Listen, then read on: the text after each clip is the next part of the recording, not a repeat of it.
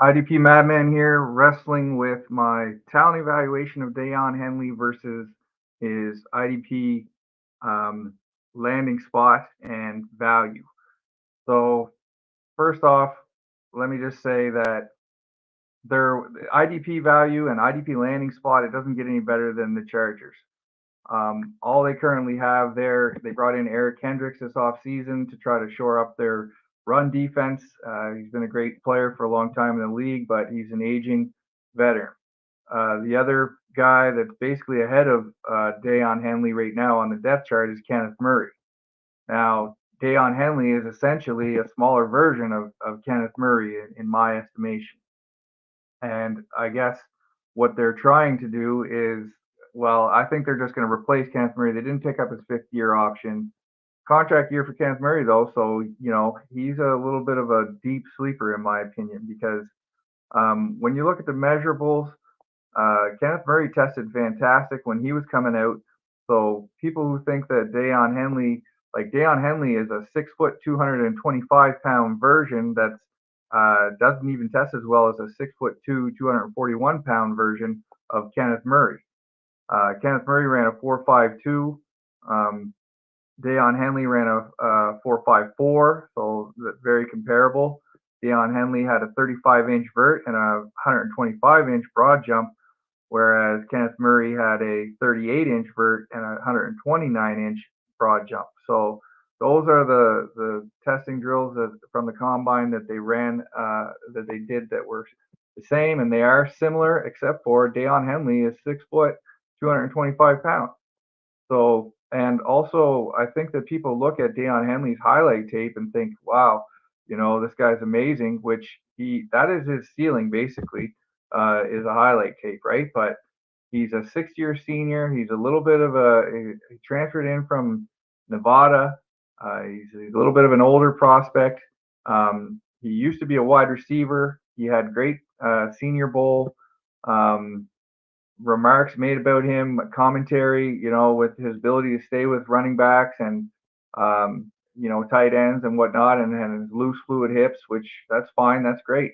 But, I do have some concerns, and we're going to go over it with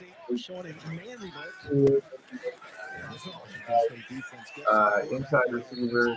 I believe that's Mario Williams. First of all, I'd like to explain a couple things.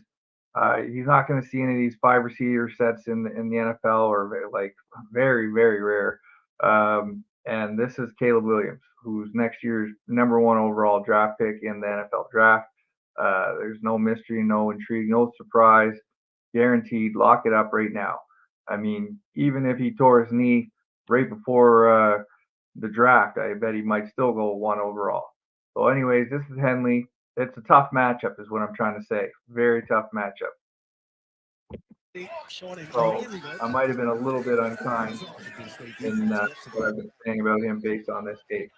Nothing to see there. One thing I do like about him is that he's always running to the ball, and that bodes well for his IDP future. So but this right here, you'll see right here, this is a concern. That's him getting worked right there. Let me just rewind that. He's going to get covered up. He's going to get, pitched a little bit out there because of his size. So I don't see how this really helps the Chargers. There he is right there. Here he is again. Again, stalemated. Not going to, he's a dog. He goes after it. He goes hard. He ran a twist there. He didn't get there. Stunt. Here he is again. Blitzing. Didn't get there. First down. Caleb Williams does a smart thing. Throws where the blitzer comes from. Mario Williams. Easy money. First down. Nothing he really could have did there. Not his fault. But I just find his play recognition and his reading of his keys is lacking. He's a little bit flat-footed, and sometimes I understand because, of the way USC can try to trick people with run or pass and doing vice versa. Well, every team's doing it now, but Lincoln Riley's a great offensive coordinator, great offensive genius and mind. So there's nothing he could have did here. It's not his fault.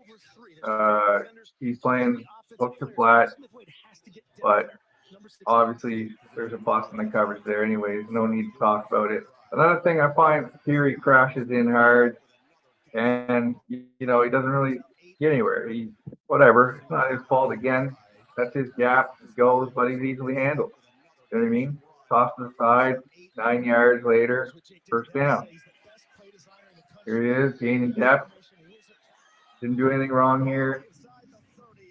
I like the way I don't love his eyes, but he's, doing his job.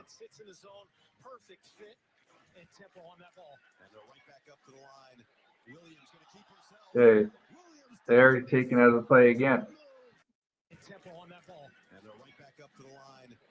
Just kind of played into their hands, got hooked, but he doesn't give up on the play. I love that about him. Here he is again, makes the tackle. I don't love the way he took on that block. Probably should have did it more with his hands. He didn't do a bad job. I take that back. It's not a bad play there by him.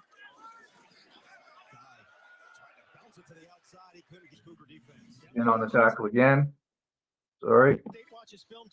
But it's because that's just a shitty block by the tight end. Like, that ain't happening at the next level. I guarantee you that.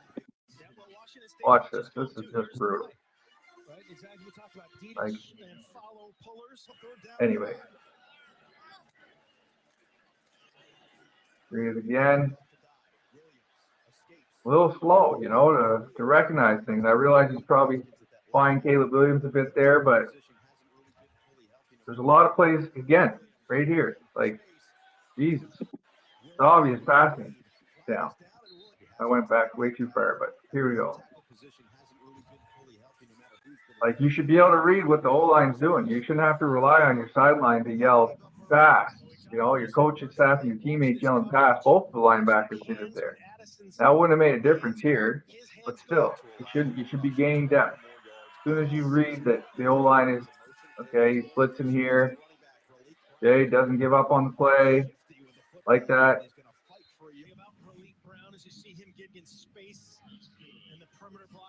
Just the perfect play call for that particular defense.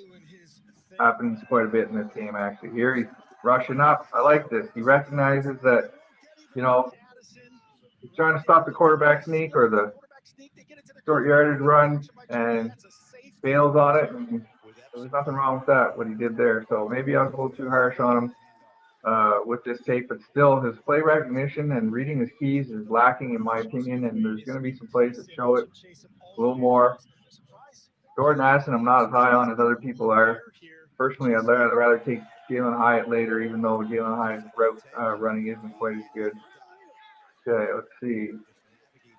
Another thing I find about Daiyan Henley, like here, look at this. Let me see this again. This is a perfect example, actually. There he is here. Watch this. Both these O-linemen pull. He's still sitting out here.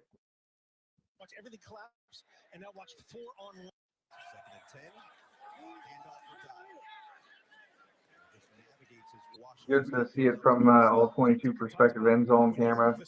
Like, this is a waste of time over there. You'd at least slow play it. You know what I mean? You got to see it. Anyway, he takes he's not in here all the time. There's another thing I found. He gets a blow more often than I would have thought. There he is here. Don't love this.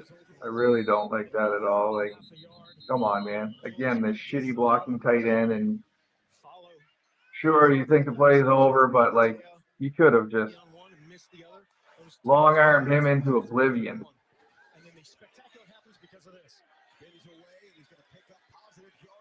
Good job holding off here.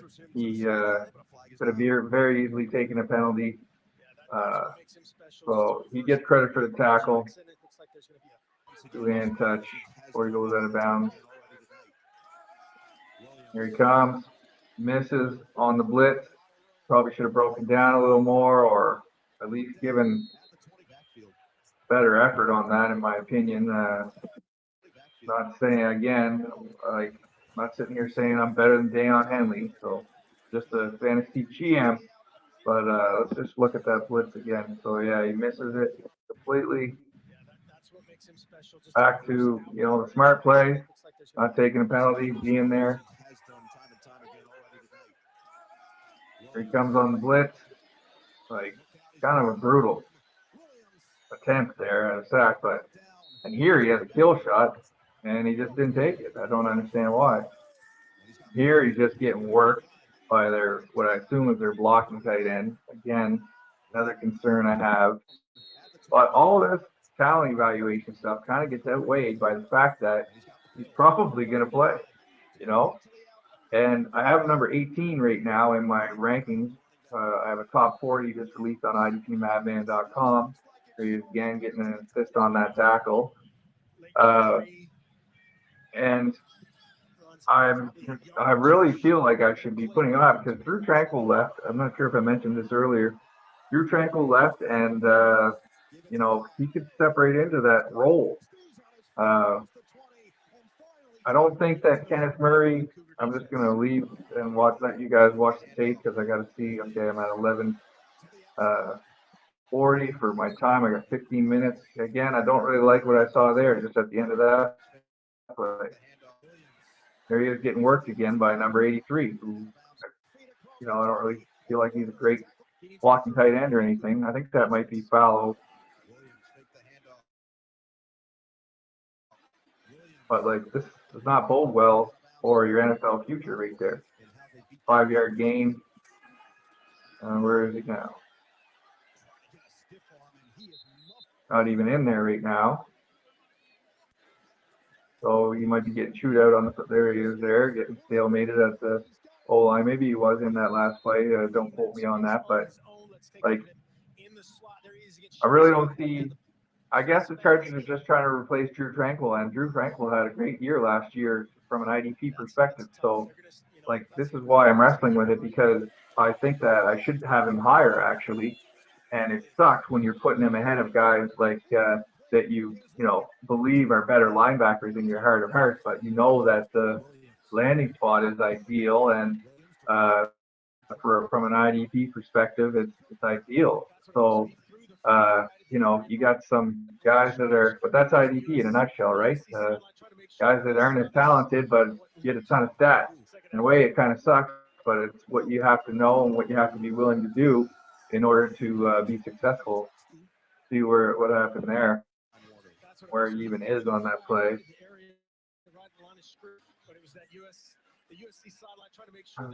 Okay, that was the play before. Just try to pause this. Is he even in? Because I find that they take him out. And so, your college team is taking him out on short down situations here, first and goal from the 4, and I don't see him. In fact, I know he's not in. I can tell already he's not in there. And that's touchdown. So be ready for that. He's not an every down player in the NFL, despite the great landing spot. Again, he's 6 foot, 3/8 or something like this, and 225 pounds. So a little bit undersized. You get the exact same 40, and there he is there. And better vertical jump and broad jump, which are indicators of explosiveness from Kenneth Murray. So it's not a lock that he's just going to walk in there and take over. But the Drew Tranquil role is where he's kind of going to take over. And I'm at 14 and a half minutes here now. I had him ranked 26 before the NFL draft. Defense Wins Championships rookie draft, and I have him up to 18, and I'm contemplating putting him up all the way close to the top 10, but I just have concerns, and this tape outlines a little bit why. So like and subscribe if you want, and have a great day. Peace.